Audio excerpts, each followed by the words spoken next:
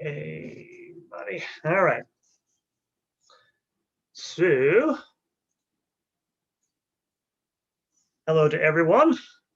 Hope y'all are doing well. Welcome. My name is Derek Taylor.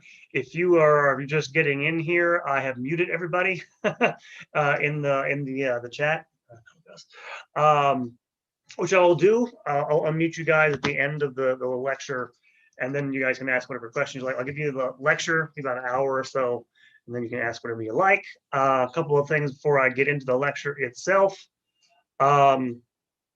One, just to announce, next month, I haven't posted the event for it on Facebook or anything, but the schedule's already up there. A month from today, I don't know, I think it's February the 27th, maybe the 28th. Sunday, 7 p.m., the next lecture will be Evolution in the Catholic Church, like 1859 to the present. So another interesting topic, not unconnected totally the one we're doing today, but yeah, please check out the Facebook page. I have a website. It's churchcontroversies.com. Check that out. There's stuff on there. Links, and of course, links to my YouTube channel. I don't know if there's anybody here watching at the moment on YouTube, but feel free, by the way, if you are watching on YouTube for by any possibility, please, if you have questions, you can also type them in the chat on YouTube. I'll check that as well at the end of the lecture. So check out those things if you haven't already. Please like and subscribe. And as well, of course, I record these also. I have the audio recordings. I make them into a podcast. So I'm on Anchor, but you can go find my podcast, Controversies in Church History, anywhere. Please like, subscribe anywhere. If you like it, by the way, you can leave reviews on Apple Podcasts, I guess. You can do that. Please do that. Anything that helps me spread the word would be useful. But anyway, with all out of the way, I am Derek Taylor. Controversy in Church History. If you're new to this, I think some of you might be from the names I see here. It is a monthly lecture I give. I used to give, before the pandemic hit, every month at my parish in Kansas City, Missouri. If you don't know, I'm assuming most of you are Catholic. This is specifically geared toward young adult Catholics. Actually, I created it but for Catholics specifically. But I'm very Irenic. Anybody can come and listen. It's fine. No worries there. But it is aimed at that, and I am a believing Catholic, so I presume the truth of the teaching of the teachings of the Catholic Church when I do this. So keep that in mind. But just want to clarify that. And tonight's lecture, if we can get to this, if there's any questions, if you have anything, I guess you can type in the chat real quick. I don't know if there's anybody else out here, but if you don't have any questions, I'll get right to it. Tonight's topic is development of doctrine, 1845 to the present. And I probably maybe should have made this clear in the advertisements, but I didn't want to do it. I wanted to attract more people, but this is going to be really a heavy on ideas, because it's about the history of an idea, the idea of the development of doctrine, if you know what that is, the idea that the church's teachings change over time. And I'm not going to be talking, I will talk about some, controversial developments of doctrine, but for the most part, I'm talking about how the idea and how it is used has changed since the 19th century in the Catholic Church. So I hope that doesn't disappoint anybody, but that's what the topic is. So if there's nothing, I don't see anybody in the chat or anything up there, I'll keep that open just in case you guys do. If there is nothing, I will get started. I'll get to share the screen here. Yeah, so let me get this, if I can. There.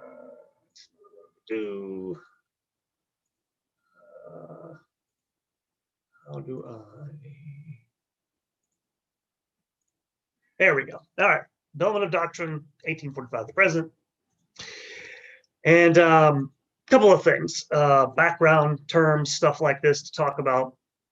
Here we have some more people getting in here. That's good. What is development of doctrine, if you don't know? And it might be better than talk about what it is in the abstract. I'll give you an example of what development of doctrine is. As I'm sure some of you know, in the early church, the church as it grew up in the Roman Empire, local authorities, when they, Christianity was a prescribed religion, whenever someone was brought before the magistrate, because it was illegal to be a Christian, they would force them to burn incense in front of the image of the emperor. to worship it, basically. And it was a test because real Christians, they thought, would never burn incense to the emperor's image. They thought it was an idol. And so there was this big, people went to their deaths over this, right? This is, we get martyrs from to a certain degree. Well, over the course of the next several centuries after Christianity becomes part of the Roman Empire, a practice developed, of course, we know this mostly from the Eastern world, but the practice of venerating icons, right? Images of the saints, of Christ, of the Virgin Mary. And so in the 7th, 8th, and 9th centuries, this came to be a conflict. Actually, it's called the iconoclast controversy, because some people in the Eastern Roman Empire, the Orthodox world, said to themselves, hey, wait a minute. It says don't worship graven images in the Bible. Why are we bowing toward these, images like this way? It seems like idolatry. And so there was a move in the Byzantine Empire to get rid of these images. And what happened was the veneration of icons won out. And it won out partly because of the explanation that was given for why that wasn't really idolatry.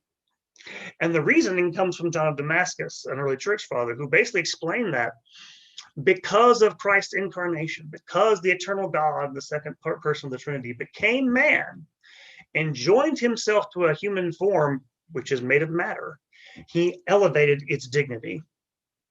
And therefore, you can't worship in icons, but you can venerate them. You can give them some respect. And in fact, this gets enshrined in the ecumenical church's teaching in the Second Council of Nicaea in 787. Icons are allowed for that reason.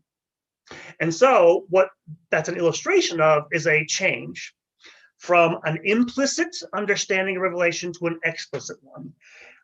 Implications of Christ's incarnation, which the church wasn't aware of or didn't understand fully, become explicit as time goes on. And that's what development of doctrine basically, in outline form, means.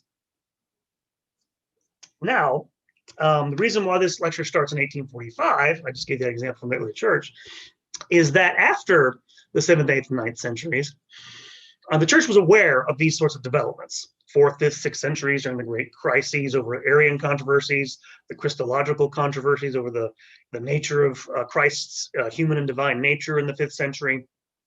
They understood that doctrine was being explicated. But once the first so-called 7 ecumenical councils of the church had been completed, there seemed to have been a feeling both East and West that, okay, the big questions have been decided. And so an awareness of development sort of went away. So in the Middle Ages, you don't really have an idea of development for trying to tell between true and false doctrine.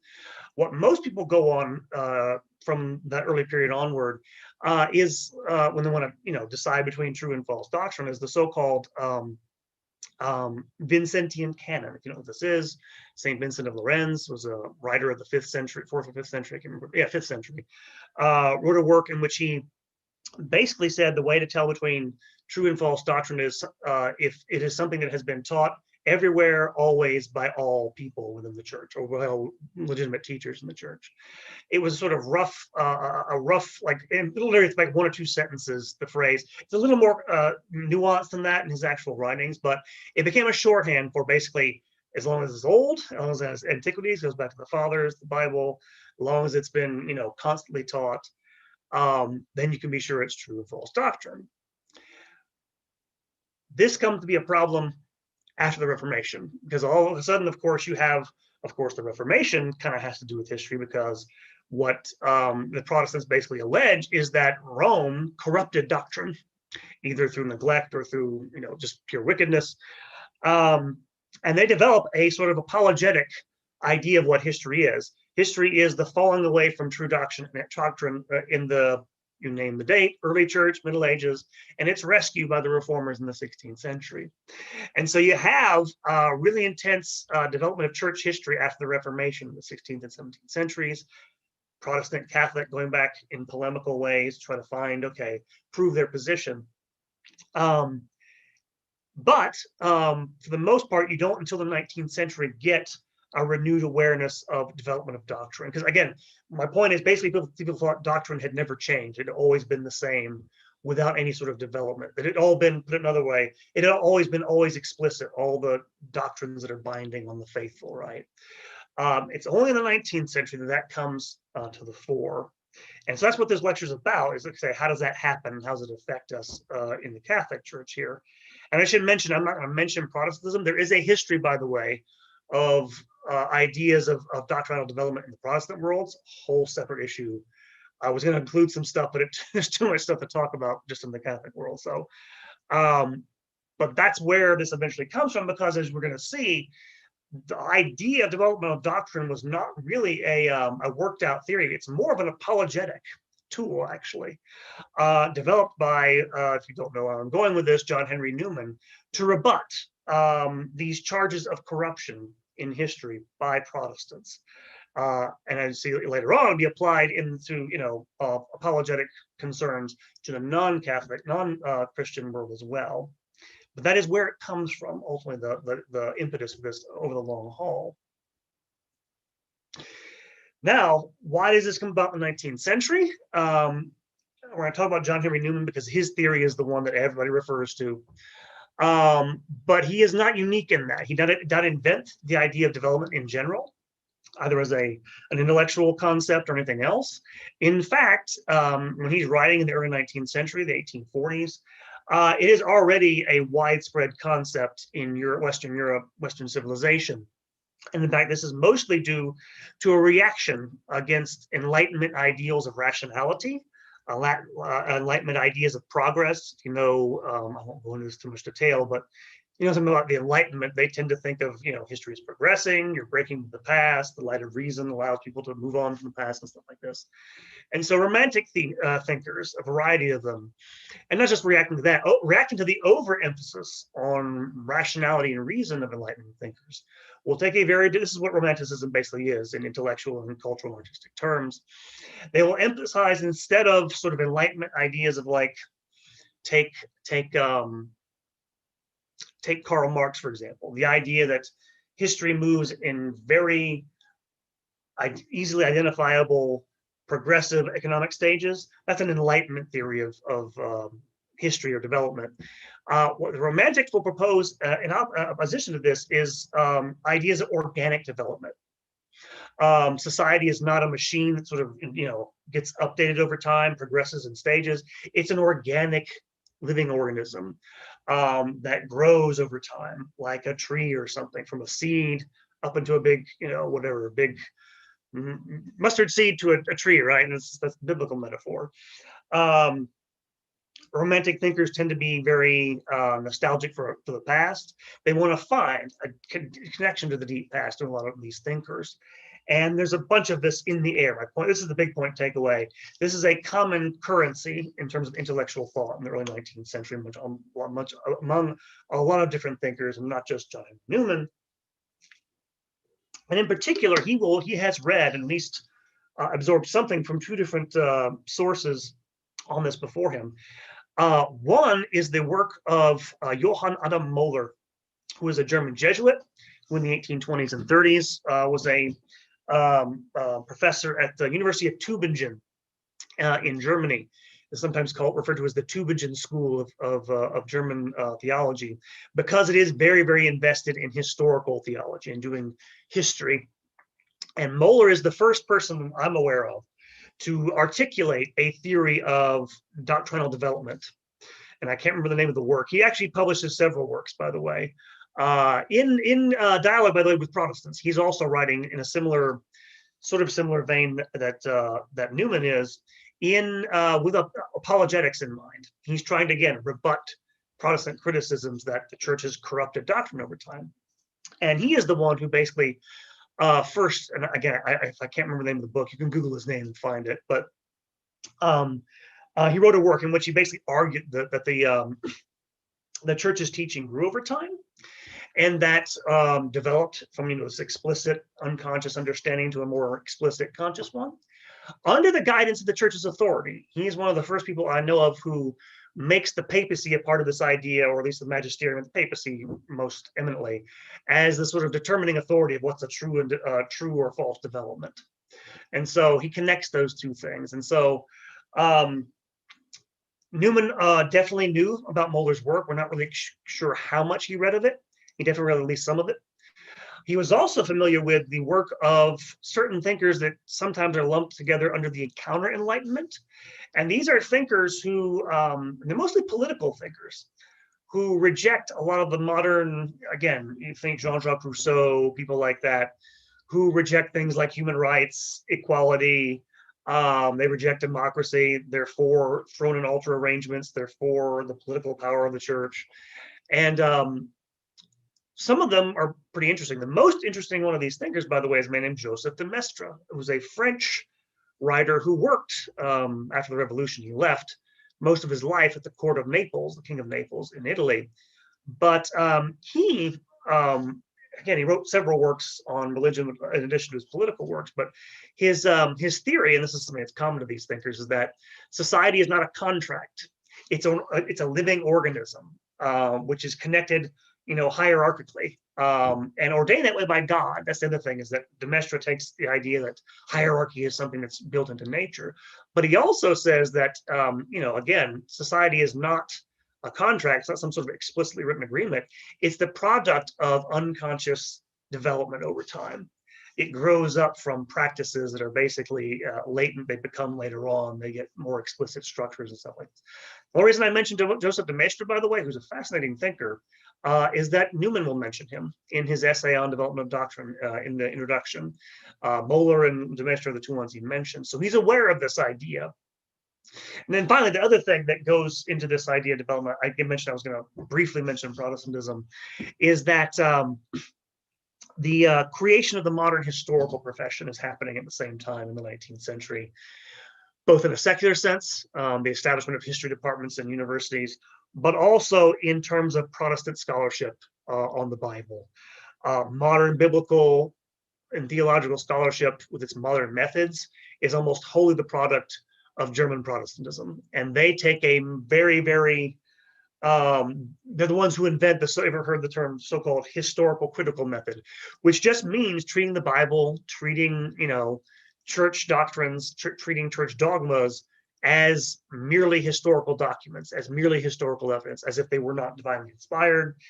And so they're already developing notions of, already devising notions of historical development of doctrine at the same time. So, and Newman's aware of this stuff as well, because if you know anything about John Henry Newman, we'll get to him right now. Newman himself begins his life as a Protestant. So that's the next part of the lecture, is Deep in History from Newman to the First Vatican Council. Because, and this is boring for some of you, probably know something about Newman, I need to explain it for people that don't.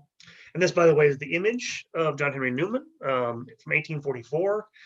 He'll eventually become Catholic after that period. He made a cardinal, he's now a saint, was canonized by, was beatified by Benedict XVI, canonized by Francis recently.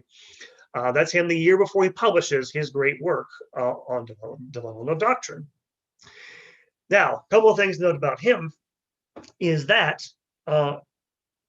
Newman was raised in the Church of England, the official state Church of England, the UK, and he was an evangelical in the beginning of his life. But he went to Oxford. He began studying church history and became part of something called the Oxford movement within the Church of England. The Oxford movement were a bunch of clergymen and scholars who were interested in, you guessed it, history. They studied church history, both the history of Anglicanism, the Church of England. They wanted to go back to the sources of Anglican thinking in the 17th century, its literary and liturgical heritage, but also to the early church. Newman himself wrote history. He wrote a history of Arianism. If you don't know, if you haven't seen it, I've actually given a talk on the Arian controversy in my course. You can go check it out. And these studies, long story short, in church history, lead him from first this Oxford movement position, which is sort of the high church. I don't know, put it any better than the high church part of the Church of England. It's the camp that is, believes in things like apostolic succession. They have a high view of the Eucharist, even if they don't necessarily believe in the Catholic idea of real presence, maybe. They very much have a veneration for the early church. And he becomes very much opposed to evangelicalism, and eventually he studies this and he becomes convinced on the basis of his other things, his doctoral, his studies of church history, that Rome, but the Catholic Communion, is the successor to the Church of Antiquity that came out of the ancient world. And by late 1844, he's basically already there. And I'll come back to this in a moment. But the thing to know about this is that when he writes this, he's still an Anglican. And recent scholarship on him has stressed that one of his big concerns in the first part of his life, definitely his pre-Catholic life, is apologetic concern with evangelicalism. That's one of his big, he's really anti-evangelical in a lot of ways. And he wants to, again, rebut their criticisms of the ancient church, but now also as he becomes Catholic, the modern Catholic church as well. So he has an apologetic purpose for this, right? And as well, by the way, evangelical, also liberal Protestantism within the Church of England, which we'll come back to in a moment. But anyway, last thing is he waits. He's already convinced he's already going to become he's an Anglican clergyman. He gives up his orders in 1844. He waits until he waits to convert. He publishes the Essay on Development Christian Doctrine first. Why? He's hoping it'll have a better apologetic and evangelical impact. If he does it while he's still a Protestant. So he does that before his conversion. So what's his theory? We've been talking about this and why this is controversial and all this stuff. Well, the first thing to note is that in Newman's understanding, he's the one who basically emphasizes this idea, as I mentioned before, that doctrinal development is movement from implicit or unconscious or latent to explicit expressed doctrines. But he thinks that one of the ways that this actually develops is through what he calls quote unquote moral feelings of the faithful. This is what he means. One of the things he means by the sense of the faithful. That is to say, rather than teaching, even before you have the formal promulgation of church teaching as logical propositions, which you have to assent to, right? He thinks that the faith is evident in the practical life of the faithful, in particular, again, in their intuitive and imaginative, in their heart, basically, to put it colloquially speaking. He's a romantic in this sense. Romantics emphasize feeling and intuition and emotion rather than reason that way as being primary. And in fact, Newman was kind of suspicious of of using formal definitions to define dogma. Why? Because he thought when this happened, something had gone wrong in the life of the church. So he makes the driving force of development something that's not necessarily logical or rational, but subjective in a way. And he does this for other reasons. He believes, for example, that human language is incapable of capturing revolution in theoretically rigorous propositions. This is why he stresses imagination and feeling. Symbolic or metaphorical, probably the best way to put it. His theory of development is almost metaphorical. He uses the image of the human mind growing over time to describe how the church's doctrine changes over time. And again, this is an organic, romantic way of conceiving these things. And so it's in his telling more of an intuitive than a logical process, the way that doctrines go from being, okay, I gave you the example of the iconoclast controversy, from implicit to explicit. And so this is one of the reasons why, as you're going to see, when he comes into the Roman Church, a lot of Catholics are a little bit suspicious of him because a lot of this is it pins itself on notions of human, subjectivity, right? I say this because I'll get to this in a moment. Catholic theology in the 19th century was much more rationalistic in its attitudes toward dogma and doctrine. That having been said, one of the reasons Newman writes this work is to distinguish between true and false developments, between developments and corruptions, right? Again, his apologetic purpose is to defend what the church teaches in his day, right? And so to do this, he gives 7 notes of development, and I need to go through these to understand why. If I'm making it sound really subjective, it's a little less than you think. It's a little more nuanced than that. And he says there are 7 ways you can tell something's a true development and not a corruption. One is what he calls the conservation of type. And this is kind of like, and again, he gives a metaphor of this, it's kind of like your body as a human being, how even though your cells change over time, again, literally your cells die off, they grow back, but your form stays more or less the same. It does change, but it's more or less the same form. That's what he means by conservation of type. A true doctrine will, even if some of the parts change and it looks a little different, if the appearance isn't totally the same, it's still the same. It can still be the same doctrine over time. Having the same structure in total is more important than appearance or all the parts being the same. Conversely, by the way, he says a doctrine can become corrupted even if it appears, even if it is the same in appearance. So it's more, again, not what it looks like, right? Because again, this is one of the things he's responding to. And the Roman Church looks, so different from what's going on in the Bible, all this stuff. He's saying no, as long as it has the same form and like same DNA, if you want to put it that way. That's the first note, right? Secondly, he talks about continuity principle. What is this? Basically says that various doctrines are representative of deeper ideas, ones that are almost more implicit because they're more basic, which are often not recognized till a later stage in history. And these are principles, right? And he says that a doctrine, if it gets detached from these, larger principles, can become corrupted and become, interpreted in various different ways and wind up coming into contradiction with itself. And so continuity of principle, keeping the same principle over time, even if the doctrine, aspects of the doctrine change is more important and can distinguish between a true and false development. Thirdly, he says one of the things that makes a true development is power of assimilation. What he means by this is, he says that a vital and living idea is one that can attract other ideas to itself, stimulate reflection. In other words, it can absorb other ideas into its form without losing its integrity and its coherence. So that's another criteria. Another one, this is kind of important, is what he calls logical sequence, or he calls coherence. In other words, there must be some sort of coherence between the original data of revelation and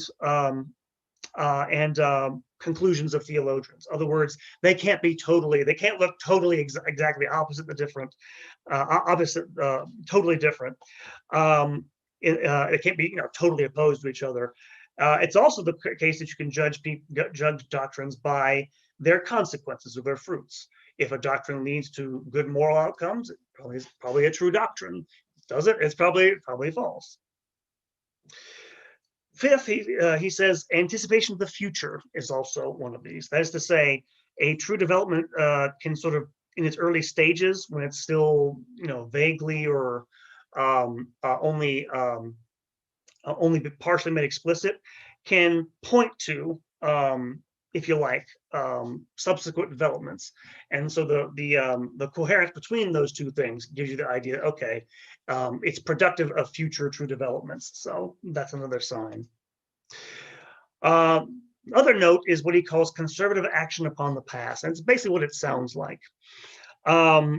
Developments become corruptions when they contradict the original doctrine, the original revelation, or earlier developments. True developments conserve and safeguard previous developments and formulations that went before.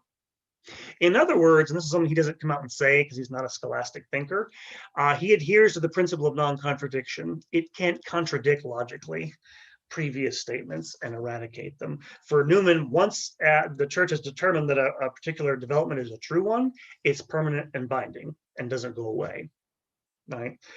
And then finally, lastly, he says what he calls chronic vigor is a note of development. And what that means basically is just durability. In his mind, corruption leads to disintegration, and whatever corrupts itself can't last for long. So whatever is vital, whatever is durable, on the contrary, is a sign of a true development. Now, Everything that I have said here, by the way, I need to point out a couple of things. This is not, in his hands, a worked out systematic treatment of this idea. What do I mean by that? I mean, he's not presenting a system. It is basically a series of guidelines for these things to determine what a development is.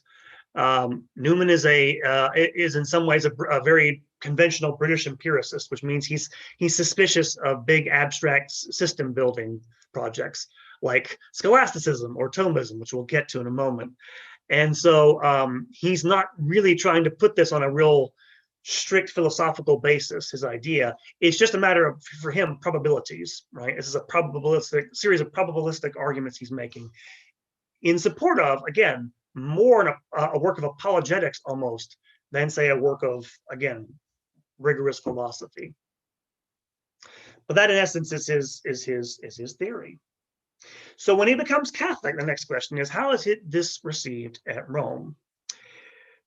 Well, it's received with some trepidation. And in fact, it used to be thought it was totally ignored because people didn't like it. And again, if you're wondering why they don't like it, again, most people in Newman's day, most Catholics, certainly most believing Protestants, thought that all the church's teachings had been given explicitly by Christ and the apostles, and then they had been handed down later. The idea of development was kind of a risque thing to sort of touch there. And so when he became Catholic, Newman actually sent a copy of his essay to probably the most prominent theologian in Rome at that point, a guy named Giovanni Perrone, who's very interesting, actually, as a Jesuit scholastic thinker.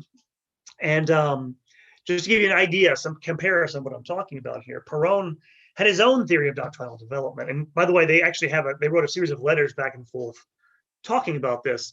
Perrone was, again, he was a little bit concerned. Newman's work was never condemned or anything. Some people wanted to, by the way. They didn't do this, but Perrone had some criticisms, but he more or less accepted it as acceptable.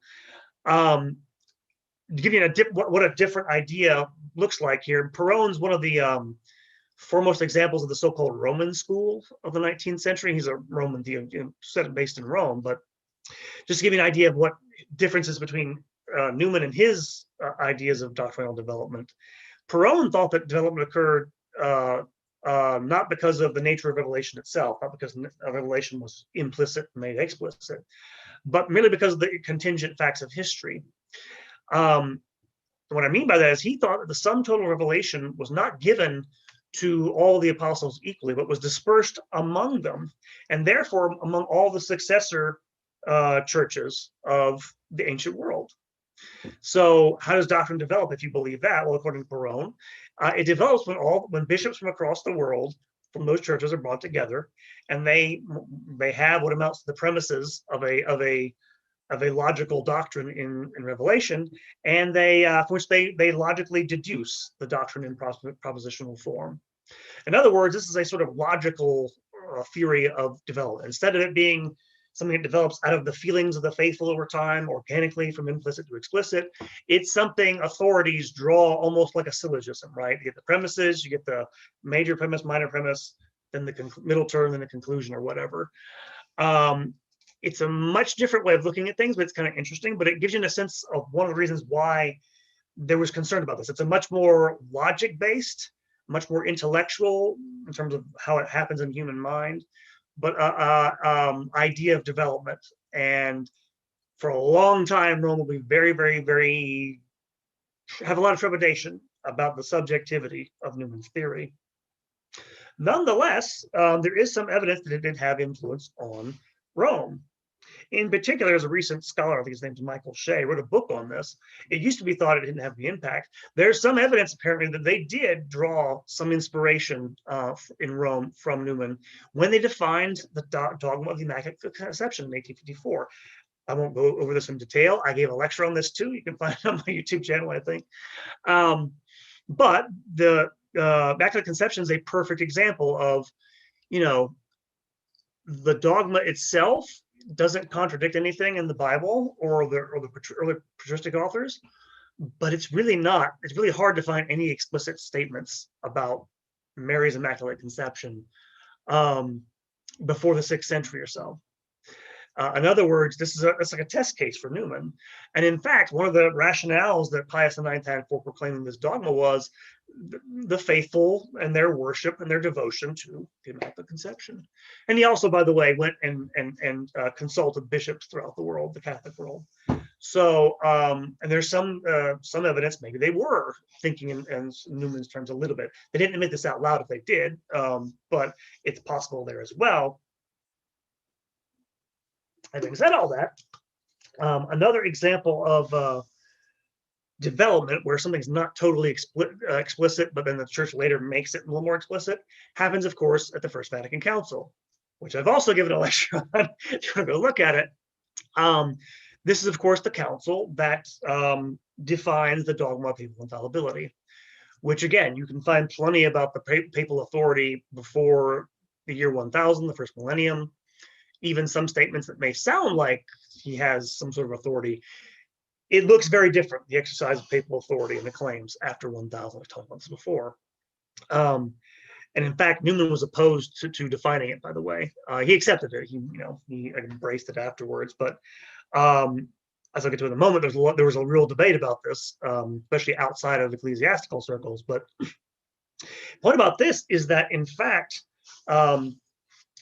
what's going on with in Vatican I, they actually do reference briefly development of doctrine, basically, in the dogmatic constitution on the faith. I think it's the chapter on faith and reason, and they're talking about even if there is some change, they repeat the Vincentian canon. Is my point. They sort of hint at it, but they don't go very far in that direction at Vatican I. Even though, of course, the Doctrine of Papal Infallibility is kind of one of these test cases, right? They're making much more explicit and drawing many more conclusions than had been drawn before. Not many more, but they're making a much stronger claim than they had before about papal infallibility, which, and this is the last thing I'll note about this, was very heavily criticized by critics not only outside the Catholic Church but within. Most notably, a man named Ignaz von Dollinger, who was a great church historian, University of Tübingen, Tübingen School. Long story short about him, he was someone who had been a proponent of papal infallibility over his career. As his career went on, he became more critical. And he published a series of really serious attacks on the whole idea before, during, and after the council. And his reasoning was simple, by the way. He and this is, by the way, the big problem, of course, that Catholic, the church has, of course, is that, okay, what happens when historical research seems to contradict church teaching? And of course, his reasoning is very simple. There are lots of, in regards to papal infallibility, it's easy to find statements where popes contradict each other. It's not that hard to find it. They're there. And this is why he was so vigorously opposed to it. He was a modern historian. He was an academic historian, and he thought this was obscure to some of the other stuff. And by the way, if you're wondering how the church responds to that, one of the ways they respond to that is the idea of different levels of magisterial authority. That is to say, different statements have different levels of authority.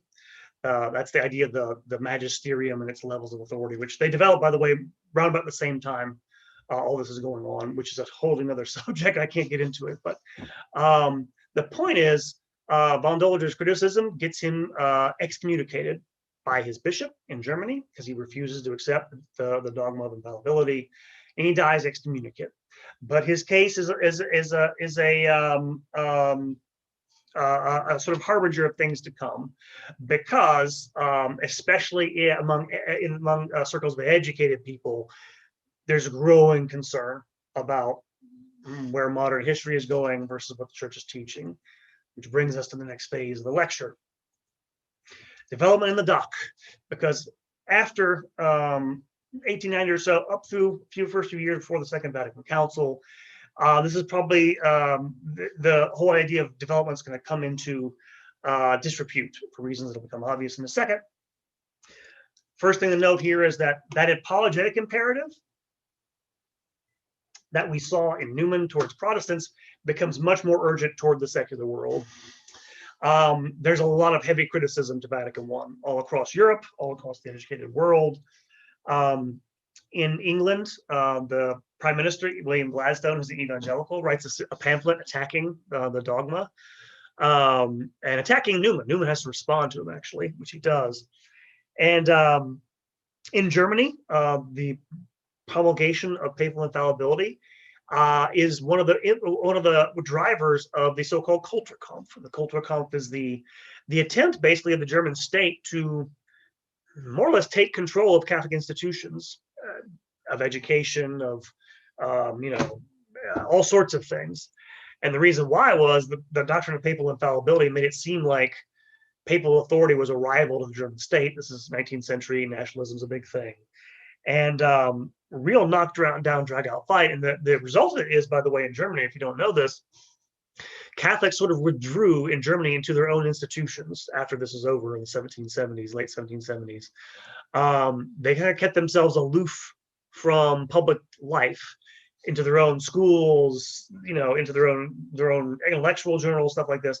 I mention this because, as far as I'm aware, the first reference I've ever heard to the term Catholic ghetto, if you know what that term is from a German Catholic journal in the early 1900s. In other words, that's the source of the church withdrawing into its fortress, as it were, is this Kulturkampf. But just in general, the promulgation of the dogma, as Newman feared, confirmed for a lot of people the church's obscurantism, that it was against research, that it was against history, that it was afraid of free thought, blah, blah, all this stuff. And this is happening at the same time, by the way, that educational institutions across Western Europe, United States, especially higher educational institutions, are coming under secular control for the first time. In France, the Ferry laws are passed, which basically secularize higher education. Secular universities are being established in the United States, late 19th century, happens in Britain as well. And so you're starting to feel the pressure on Catholics who are educated, especially ones who are in academia. And it's in this era where you're beginning to have the first tentative embraces of modern historical methods, historical critical method, by Catholic scholars, but even to a limited degree by the magisterium itself. And this, one of the people who's most important here in terms of the history of development of doctrine is a man named Maurice Blondel. Blondel was a philosopher who was deeply concerned with the credibility of Catholicism in the modern world, all this stuff we've just been talking about. And he wanted to put the church's ideas, its teachings, on a different philosophical base from what they were, which was Thomism, Neo-Thomism, Neoscholasticism, whatever you want to call it, scholastic thinking. Because he thought basically two things. One, he thought scholasticism was too dry, too rationalistic, too abstract, too alien from the everyday life of the faithful. But it was old-fashioned. It was out of step with the modern times. He wanted to have traditional faith. He was not Blondel never abandoned traditional Catholic doctrines, but he wanted to present it in terms of modern philosophy. In particular, he wanted to present, he actually writes a little work called History and Dogma, where he puts forward a theory of development, which basically sort of puts himself in the middle of two camps. One camp he calls the extrinsicists. That's his term for scholasticism. Basically says these theories are ahistorical. They don't take historical change seriously. They don't take life seriously. They're bound up in these abstractions. They don't take, they think doctrine's totally immutable, and therefore that's no good. On the other hand, he condemns what he calls historicism, which is basically the idea that doctrine, of course, is ever changing and essentially historically relativistic. That is to say that if the church articulates a teaching in the Middle Ages, transubstantiation, for example, that term can have no meaning basically in the modern world, it has to be ditched for another. He says that's wrong too. And his answer for this is what he calls a sort of vital tradition, or the living vitality, as he calls it, of tradition, of sacred tradition. And tradition defined not as, again, with scholastic thinking, as a series of abstract propositions, speculative truths that you have to give your assent to, but as practice, or that's where the philosophy of action comes from, action, as praxis. And he means by that, basically, he, by the way, is a deep admirer of Newman, as are all these people we're going to talk about here. He means the effective life. He means faith in an active, living sense, one that puts the emphasis on those things. He doesn't deny, by the way, totally the role of propositional truth in defining doctrine. But from Blondel onward, there's going to be a real line of thinking that it is mostly this intuitive, imaginative sensibility within human beings that defines how doctrine gets shaped, rather than it becomes much more secondary, in some cases gets blotted out entirely, the logical aspects or propositional aspects of doctrinal truth. That's what I call a vitalist theory of development there. Blondel's theories make some people nervous. He's never condemned for them, however. The modernists were. And by the way, he was friends with all these people. But, and I'm actually not going to get too deep of a dive into this. I'm doing a lecture on this in a couple months. But a series of thinkers, two major ones that I'm mentioning here, they are basically the representatives of that position that Blondel calls historicist. And basically, just a couple of things. Alfred Loisy is the Frenchman, a French priest, who is one of the more notable figures in this story. He is someone who takes Newman as his starting point, and he will take Newman's idea that human language can't fully capture divine revelation, which again, in Newman, that's not as absolute as it sounds. He means it can't capture it fully, which is not the same thing as it can't capture it all. And he basically says, what Loisy does, that no, language can't capture revelation at all. Human language cannot capture revelation at all. In fact, nothing can, basically, not reason, not experience. No essence of revelation, the truth of revelation, can be sort of exempted from the flow of history. And so in his mind, truth really is immutable, basically. It's just totally unknowable. Only doctrine can be known. And doctrine, of course, is the relative expression which changes from age to age about that immutable truth, which is to say, he separates almost completely doctrine from revelation. As he puts it, human concepts should, quote, should be seen as symbols of a reality infinitely surpassing every created intelligence, unquote. In other words, for Loisy, the human mind simply cannot grasp the divine. All we can do is have sort of nice symbols that approximate it, which is, of course, not what the Catholic Church, especially at the time, believes or believed. And this is late 1890s or early 1900s. Basically, he does, he's sort of the Loisy is the sort of poster child for what we call modernism, because what it amounts to is this idea that, yeah, doctrine is ever changing. It's not stable. It's not immutable. It can contradict itself, apparently, because it's not necessarily connected to revelation at all, basically.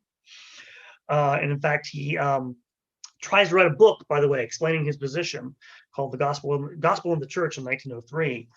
It gets him condemned, by the way, for heresy.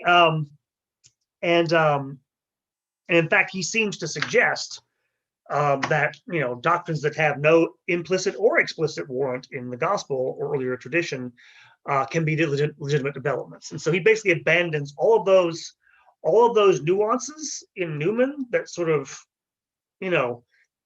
kept it from becoming a totally subjective process. He sort of takes them out.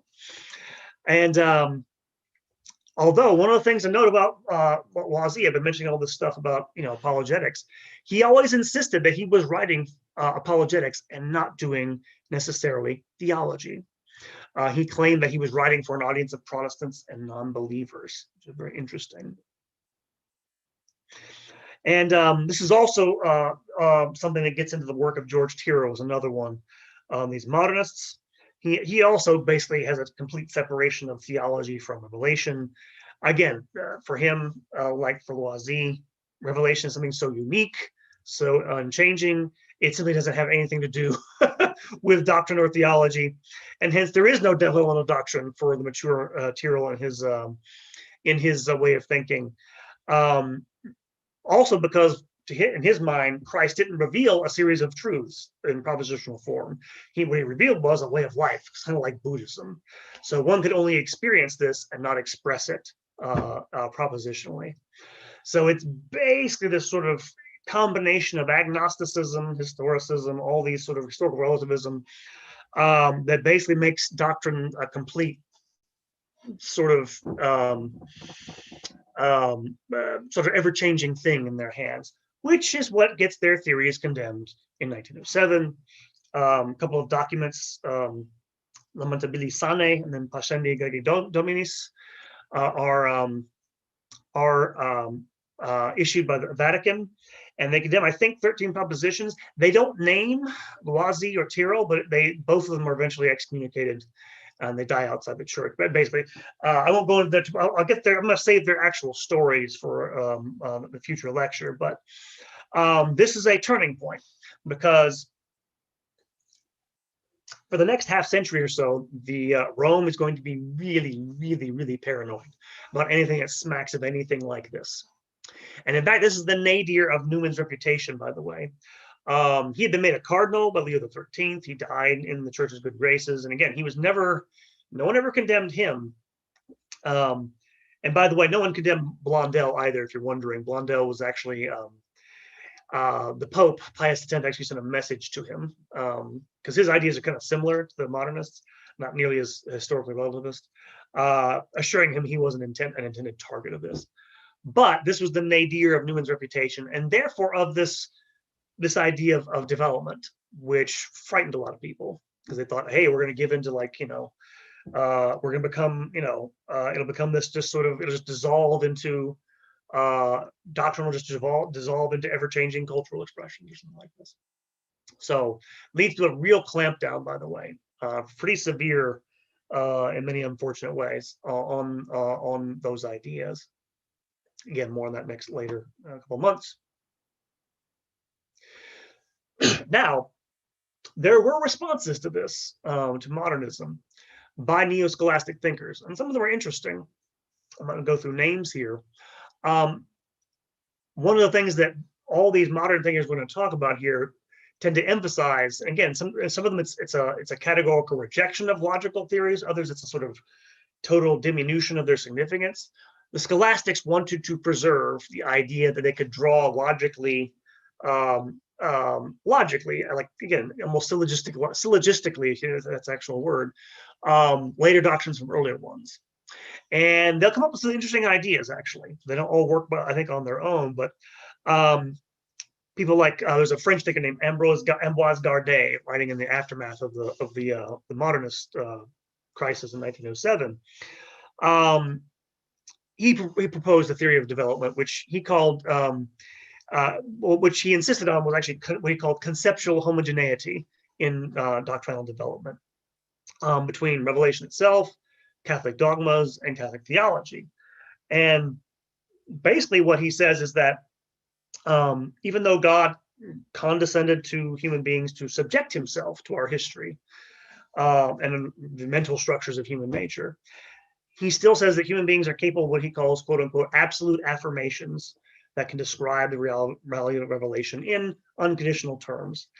And so what happens in his mind is when in Revelation is God takes our natural capacity for making affirmations, and through grace inspired the sacred writers or whatever to speak eternal truths in human language in a specific point in human history, raising up man's natural capacity by grace in order to be able to comprehend eternal and unchanging truth. He bases this idea, by the way, on a theory of what he calls common sense. And what he means by that is not sort of like, if you're familiar with like empiricism, but he means that there are certain basic terms, basic ideas, basic concepts that they're not technical terms, but they're basic, I'm probably getting the language right here, basic terms that can be understood across cultures. This is his response, by the way, to the idea that, well, if language is ever changing, no cultures can understand each other, right? And his says no. He says there are some basic things common sense, and there are several scholastic theologians who developed this idea across history, built into human nature, which can be, again, through grace, sort of elevated to understand and comprehend. In other words, God can sort of help us out in making doctrine known to us. It's not totally unknowable like those modernists say. You also have a couple of other developments that are interesting. One is, it's actually Francisco Maransolo, who's a Spanish Dominican, makes this distinction in trying to preserve these logical theories. He makes a distinction between cause and outcome of development.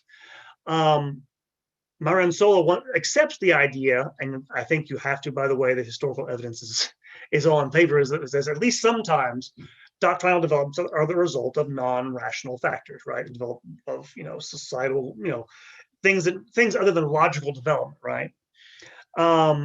He accepts that, but he says the outcome still is, at least providentially, still logically coherent and logically connected to revelation. So you can make that distinction.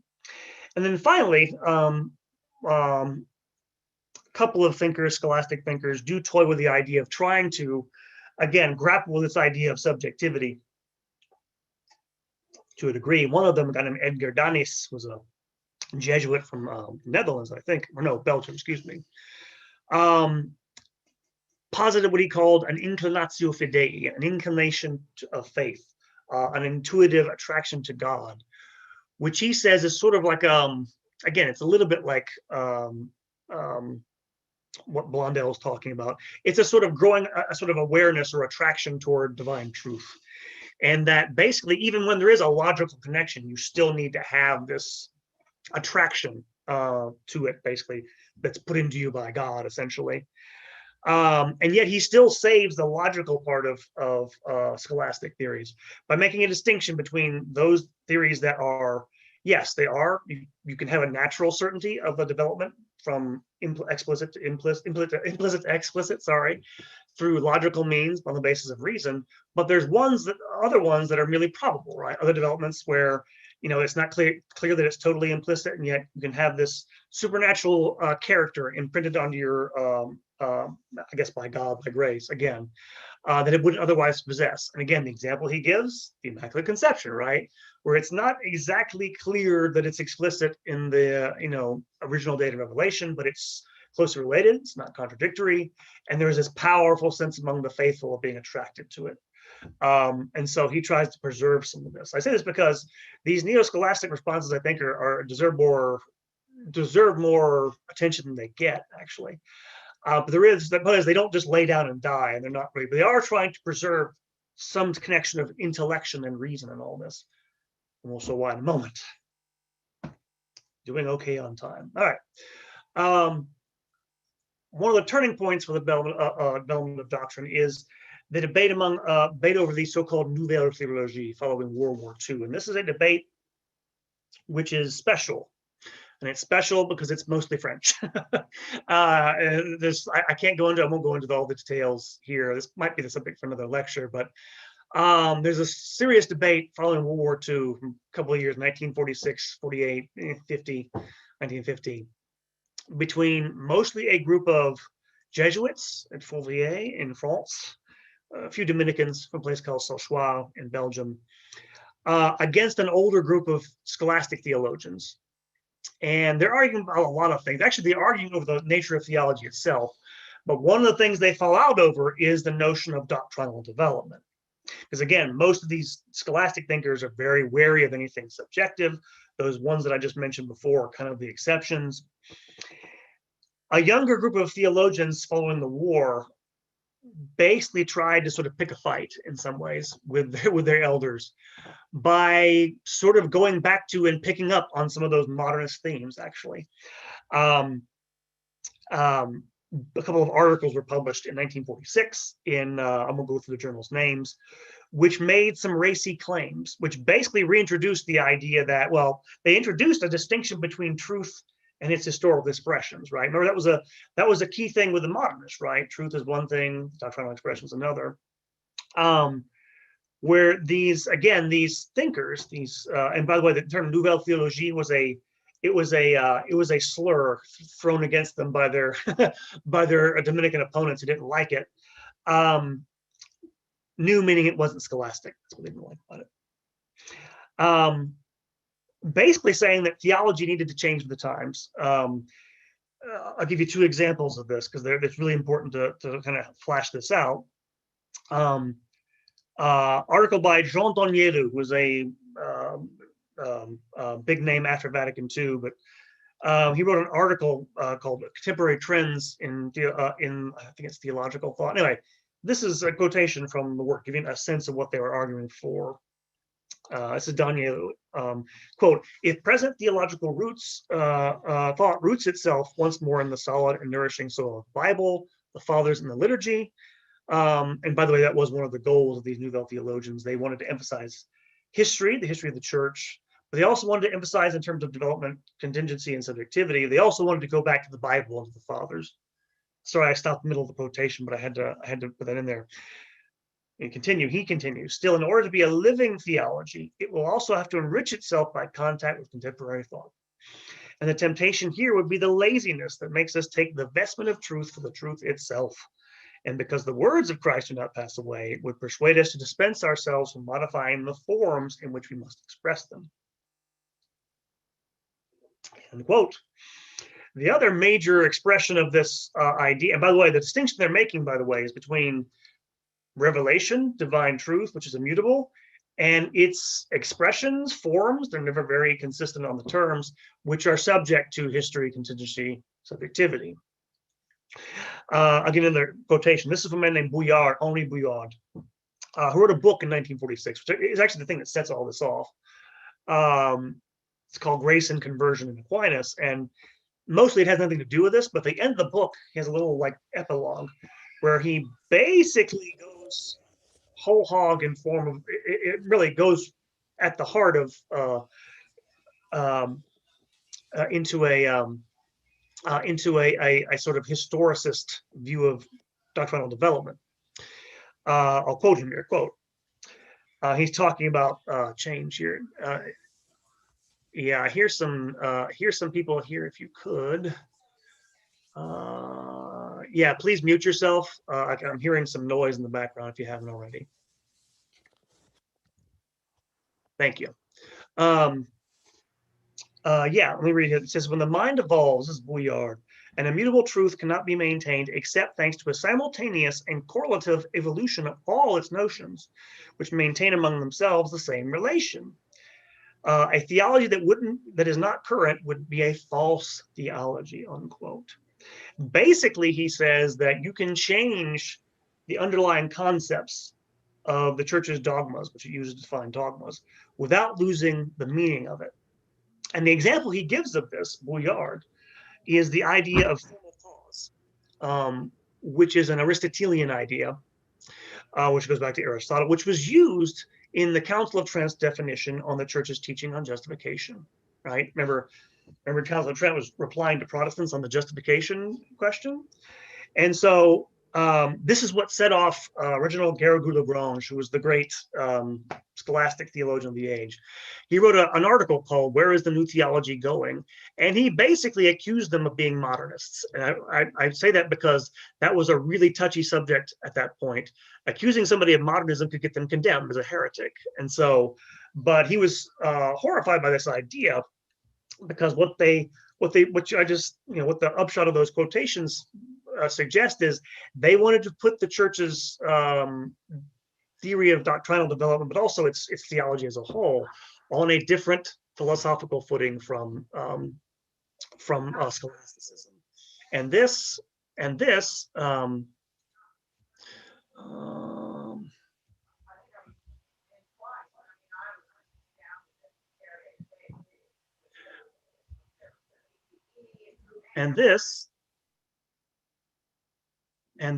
is what and this was where the rubber met the road, because what Garrigou-Lagrange said in response to this is, if you change the concepts associated with ideas, not the words, right? You can have verbal equivalents for different words across cultures, across time. You'll change the meaning itself. You can't have two opposed concepts meaning the same thing. You change the concepts, you change the meaning. In other words, if you change the concept of justification, for example, in the 20th century, when he's writing, basically, what you're saying is that the concept that was embedded in the Council of Trent is no longer true. And so I mention this because what, in some ways, Garrigou-Lagrange was reacting to was because the implications of what Bouillard was saying was that really the church's definitions, dogmas even, are not permanent. Other words, because this is again something very different from what Newman was saying. He's saying once you have a dogmatic definition, it's permanent. You can't get rid of it. What some of these new theologians were saying was we need to ditch some of this. And the reason why, by the way, again, it goes back to the apologetic drive. They were desperate, a lot of these people, to make Catholicism compelling to educated modern people. And one of the things about these Nouvelle theologians, they really hated scholasticism in ways that were almost, to my way of thinking, irrational. But one of the reasons was like, this stuff is too old-fashioned. It'll never convince modern people. We have to do this. What happens, by the way, is that I don't want to go too much longer than this. I promised an hour. I'm trying not to go too long here. Eventually, by 1950, this had become to the attention of Rome. I mentioned Garrigou-Lagrange, who was one of the main opponents of these French thinkers who wanted to do all this stuff. He was a member of the Holy Office, the Inquisition, and there were no formal condemnations issued, but Pius XII issued an encyclical called Humani Generis, in which he commented negatively on certain trends in theology, in particular talking about theologians who wanted to change the church's perennial concepts associated with its dogmas. It was taken to be a condemnation of these Nouvelle theologians, some of whom were removed from their teaching posts as a result. However, some of the later thinkers involved with this, and I'm probably brief here, did keep trying to articulate notions of dogmatic development, which tried to, again, reconcile subjective and more objective elements. I'll skim over some of them. The names to know are Karl Rahner, Edward Schillebeeckx, and Yves Conjar. And in particular, Schillebeeckx and Conjar tried to balance historically driven, contingency driven, and logical aspects of development and how to evaluate true and false developments. In fact, Conjar publishes a book just before the Vatican Council meets called The Faith and Theology, where he works out, which is probably the most fleshed out, I think the best attempt at this before Vatican II, in which he gives, again, he takes this Blondellian idea of a living faith, of a living tradition very seriously, where he thinks, again, the drivers of this are, not just the people's feelings, but the liturgy and stuff like this, while conceding that the making explicit of truth was, for the most part, a matter of the intellect. Yves Conjar was a Dominican. Even though he goes to places where some of his fellow Dominicans didn't go, he was still enough of a Thomist to think in those terms, and for the most part has a fairly emphasizes history and contingency and all that stuff, but still manages to sort of balance them out a little better than some of these earlier thinkers had. And in fact, what's going to happen is he's going to become very, very influential in Vatican II. But one last thing to mention about these later thinkers, this is in reaction to Humani Generis, Rahner, Schillebeeckx, Conjar. One of the things they do is they put a very heavy emphasis on the authority of the magisterium, that basically they put, they all de-emphasize, even Conjar to a degree, logical theories of development, but they all put a lot of stress on the magisterium, its responsibility, its supernatural ability even to determine between true and false developments. I mention this because there's a trend here from Blondel to these people, even the modernists, of subjectivity and then authority being the basis for determining what's true and false rather than reason, which I'll come back to in terms of development. Hopefully I haven't bored you all to death yet. Only a few more minutes left, I promise.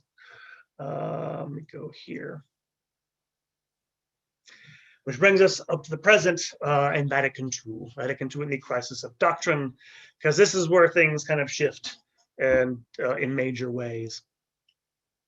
And one of the more, quite frankly, obnoxious buzzwords that comes out of the Second Vatican Council, there were many such buzzwords, is the one of aggiornamento. And if you don't know what this means, this is an Italian word meaning updating or bringing up to date. Why do I mention this? This becomes one of the major themes that are attributed to the Second Vatican Council and its documents and what it was supposed to do. I've also given a lecture on Vatican II, so if you want to go see that, you can do that. But here I'm talking about specifically how it relates to the development of doctrine. There were a lot of expectations for the council, even before it met, primarily because of the times themselves being what they were in the 1960s, but also because John the 23rd, the Pope called it, used a lot of I put this I don't know how to put. He used a lot of rhetoric that suggested to people they were going to make changes. When he initially he calls for the council, says he's going to hold a council in January of 1959. He gives a homily on Pentecost in 1959, May of 1959, which he refers to the coming council as a new Pentecost. And he uses this phrase several times, by the way. I mention this because it's clearly a metaphor. Some of the people who get sort of, and there's no way to put this, radicalized by the Second Vatican Council, I think take this a lot more literally, is my point. In a speech to the Blessed Sacrament Fathers in Rome in 1961 for the council, he says that its principal task, the coming council will be, quote, will be with the conditions and modernization of the church after 20 centuries of life, unquote. And then finally, when he opens up the council, he gives a speech. And this is where you get a lot of people when they attribute, some people think the Second Vatican Council basically changed everything. That comes a lot of it from his rhetoric, which I don't think is anything more than rhetoric, but just to give you an idea of what he says, what gets people in this mindset. From his opening speech, he says, quote, when he's talking about the purposes of the council, he said, what is needed at the present time is a new enthusiasm, a new joy and serenity of mind, and the unreserved acceptance by all the entire Christian faith, without forfeiting that accuracy and precision in its presentation, which characterized the proceedings of the Council of Trent and the First Vatican Council. Ties it to the past. What is needed is that this certain and immutable doctrine to which the faithful owe obedience be studied afresh and reformulated in contemporary terms. For this deposit of faith or truths which are contained in our time-honored teaching is one thing. The manner in which these truths are set forth, with their meaning preserved intact, is something else, unquote.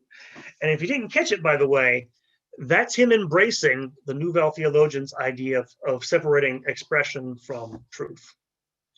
And I say it's because what happens, the reason why, one of the things that happens at the Second Vatican Council is John the 23rd rehabilitates all those theologians, pretty much all those theologians that have been under suspicion in the 1950s.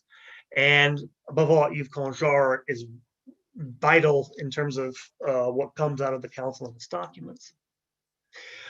Nevertheless, there were actually and it does, I should mention this more clearly here. This is how, and it's only a brief statement, I'll read it to you in a second, I'll show it to you.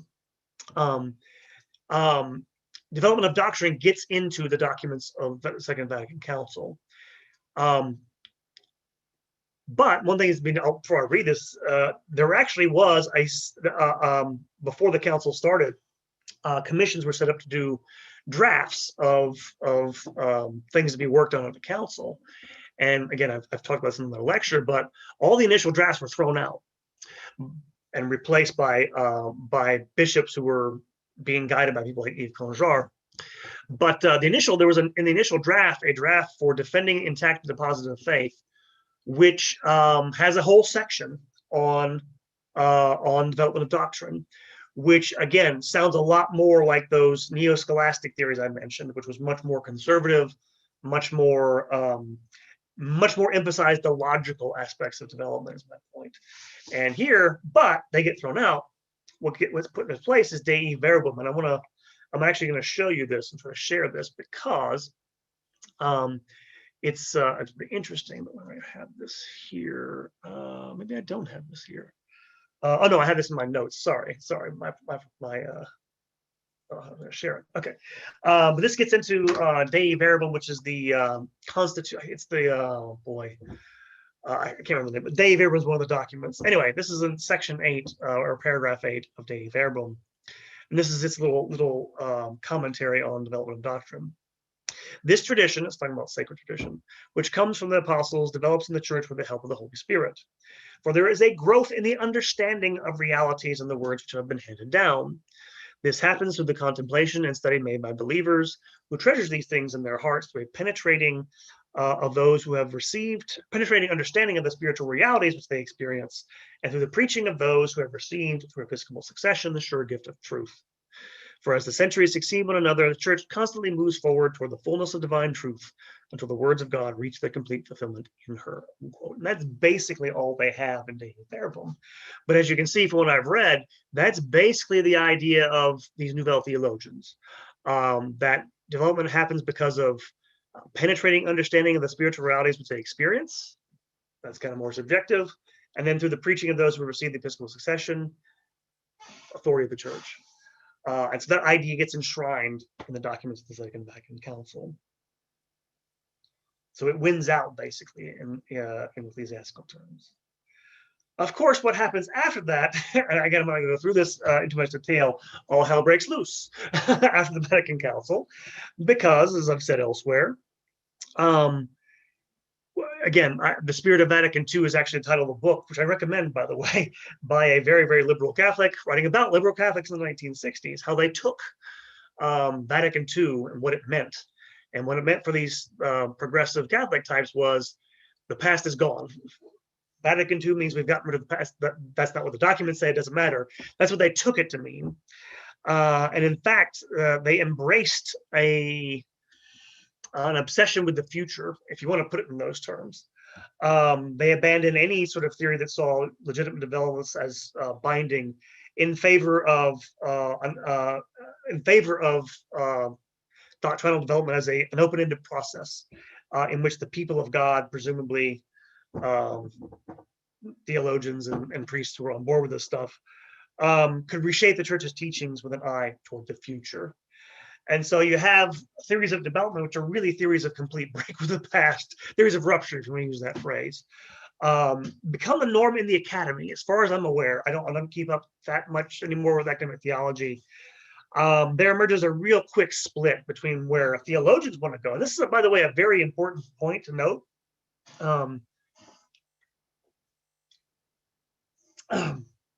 Because up until the 1960s, academic theologians in Catholic universities and pontifical universities were as hidebound and conservative as any people you could meet.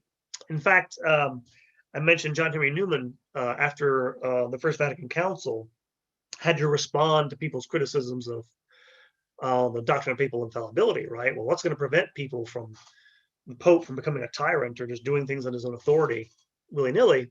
And one of the things Newman said in response to this is that, well, theologians will keep him in check, because he was assuming they'd always be very conservative. So it's a big thing that all of a sudden they take a radical line on things like this, because there becomes a serious split from the theological academy, which just wholly embraces, goes way beyond Newman. We're way beyond Newman now, to embracing every sort of modern theory they can get their hands on and calling it Catholic, even if it is or not.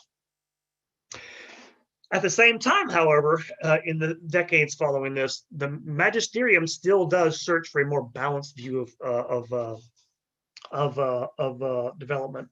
And I have to mention this because I honestly, when I was doing research for this, I'd never heard of half of these documents, but there are about a half dozen or so magisterial documents issued from, you can go back to Humani Generis, it mentions some of this in 1950, but from the 60s onward, a few papal encyclicals, some statements by the CDF, the Congregation for the Doctrine of the Faith, the successor body to the Inquisition, as well as a document issued by the International Theological Commission, which has a lot less authority, but it's an official theological body associated with the Vatican. issued a series of statements dealing with development in which they worked out, I have to say, again, having read some of these documents, this is the argument of Guy Mancini, who's a Benedictine, who wrote an article on this, but they come to some very interesting points in responding to, more radical theories of development. And they're kind of interesting. I won't mention this in too much detail, but they're much more moderate than what goes on in the academy. They make a good argument for the church's dogmas being transhistorical, not being totally subject to, I won't go through it. You want to ask me and get it to it later, but they're much more moderate. And this is apparently, I don't know if this goes through 3 pontificates,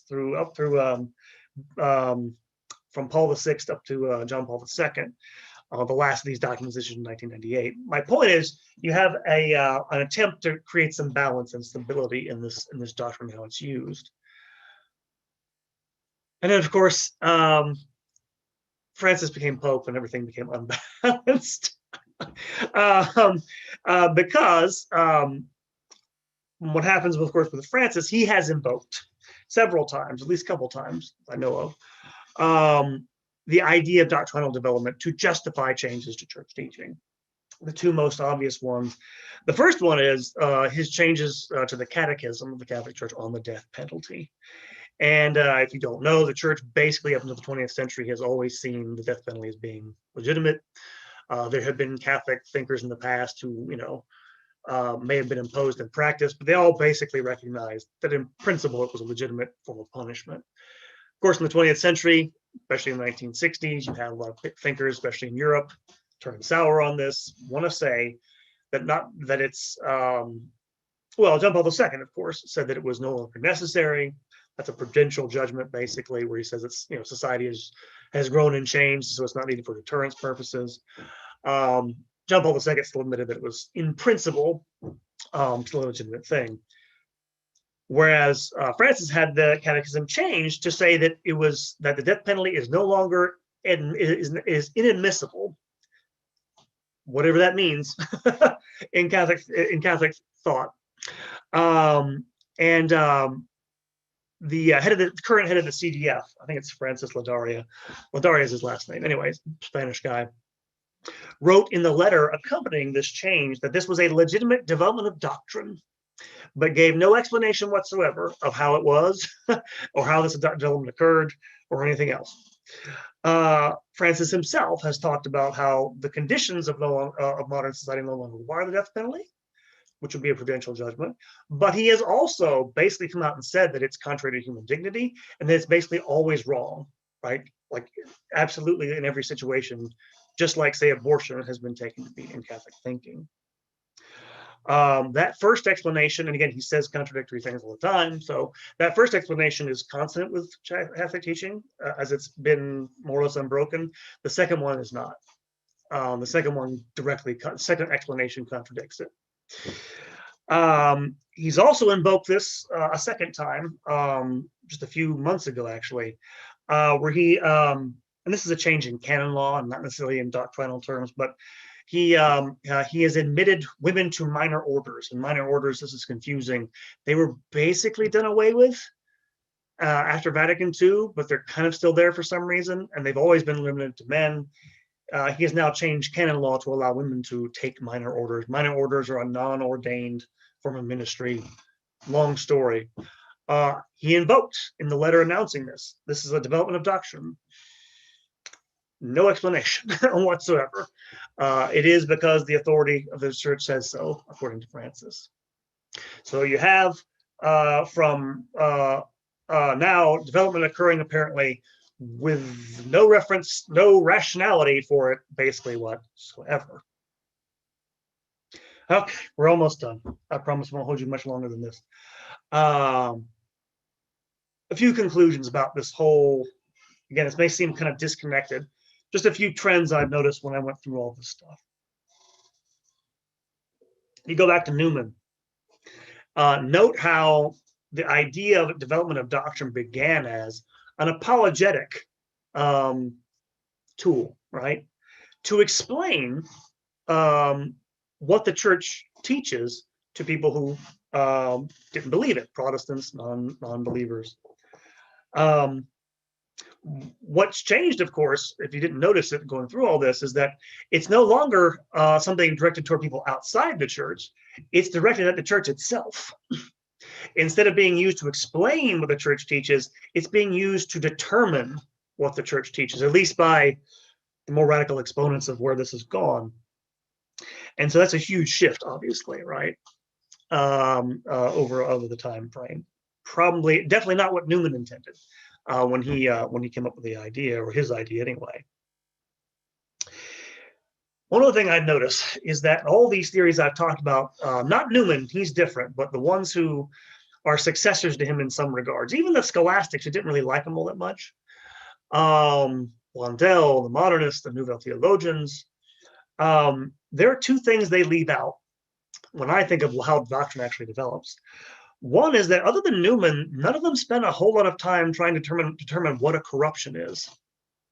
In other words, they don't give you a lot of, okay, what are some criteria for when something's gone wrong that I can sort of, use to determine this? And I say that because that was one of course, Newman's big goals in his work, was to distinguish between the two. Whereas it's only focused on developments, basically authentic ones for the most part, later thinkers. I think the reason why for that, by the way, is probably because they're all Catholic, and they think, well, in the end, we can just sort of rely on the church's authority, I think. The other thing, and this is actually the biggest lacunae in all of these, except for, and Newman was different because he studied the Arian controversy, and this is me speaking. If you want what I think the major driver of development has been, or often is, conflict. Development happens when people have fights about what things mean, and then somebody gets condemned as a heretic. And I am thinking of the Arian crisis. I am thinking of the Council of Trent, or at least doctrines are. Those types of fights, which are, there's the stakes are eternal, right? If you get this wrong, you're condemned as a heretic. They make explicit. I think that's really important. I don't think you can understand the development of the history of Christian doctrine that way, without that. Newman, by the way, understood that, being the good historian that he was. I don't think most of these later people are that really great historians, to be honest with you, when they write on this stuff. They're more theologians and philosophers. And by the way, there are other reasons for this. I mentioned how the Nouvelle theologians wanted to get in touch with contemporary thought. One of the things that they were big on, especially Yves Conjar, who's the most important of these thinkers for development of doctrine, they were very much into ecumenism. They wanted to reach out to Protestants and Orthodox. So naturally, their theory of development didn't emphasize this because they wanted to try to get beyond those sorts of things, which of course, I think, noble as it was, may be a mistake. Because, and this is one of the things, again, this is an obvious trend you should have picked up from the lecture. And all this has just been a downplaying, in I think, a very serious and very bad way of the role of reason in these theories. And I say this because, again, if you're wondering, some of these later thinkers, Blondel, the Nouvelle theologians, criticized scholastics thinkers for being kind of ahistorical. They kind of were. Particularly in one way, they were reluctant to acknowledge that, yes, a lot of the things that actually cause developments, they are kind of subjective and irrational a lot of times. They're not, history is not a syllogism. It doesn't work like that, right? It's messy, it's contingent, all of this stuff. On the other hand, right, and again, I don't know if you can say, because again, they're right also in saying that sometimes you can't draw a logical a development of doctrine logically from an explicit one from an implicit one logically.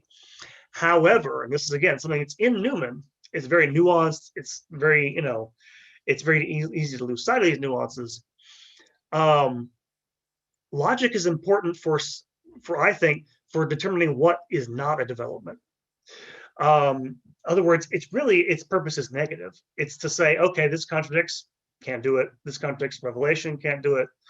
Instead, to restrict development, really, which, in fact, ironically, one of the things that Newman said would be a break, or should be a break, or was a break on doctrinal development to keep it from corrupting, was the authority of the papacy. He didn't think of it as being something to encourage developments, ironically enough. And I mentioned that because, again, that role of reason. One of the things that motivate a lot of these thinkers, like Maurice Blondel, is very important for all the people I've talked about in here, because they wanted so badly to appeal to people. Again, they're thinking in terms of apologetics, right? Modern world seems to have just tuned out the church, right? They're desperate to find ways to do that, and I think they de-emphasized that logical element part because it restricted their room for maneuver, apologetically speaking. They couldn't just grab this thing here and there and treat the church's teaching like it was changing clothes or something like that. And so I think that was one of the reasons why that happened. And then finally, this is a consequence, I think, of downplaying logic too much in this whole process. I think it creates a problem, because if you, and again, when I say emphasis on things, I don't say that, it's not like it's a matter of emphasis, right? There are, of course, subjective factors involved in development. But if all the emphasis is laid on either subjective, whatever, in terms of causing developments, and then on the other hand, the magisterium's authority, you're going to run into a problem. And that problem is, of course, people being the emotional creatures they are, when they want the church to change its teaching, there's no sort of rationale for telling them no, because you've eliminated reason really in practice, right? It's all either subjective feelings or the authority of the magisterium. My point is that can leave the authority of the magisterium really exposed to people who, again, they may have gotten the idea that the whole purpose of that authority is to sign off on their subjective notions of what the faith should be. Which again, I think all this ultimately goes back to a sincere and necessary concern about how to present the church's teaching to the modern world. But it has kind of, to say the least, gone off the rails in the last, especially the last, what is this? This is 2021, last 8 years. It'll be 8 years in February.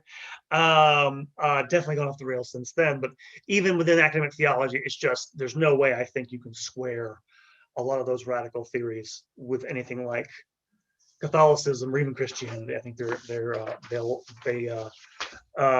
dissolve it if you apply them too straightforwardly. And thus, I think there are limits to the development of the idea, the development of doctrine, in other words. So, a little longer than I had planned. I apologize for that. Let me now unmute you if I can. I can do it, I promise. No, that's not it. Hold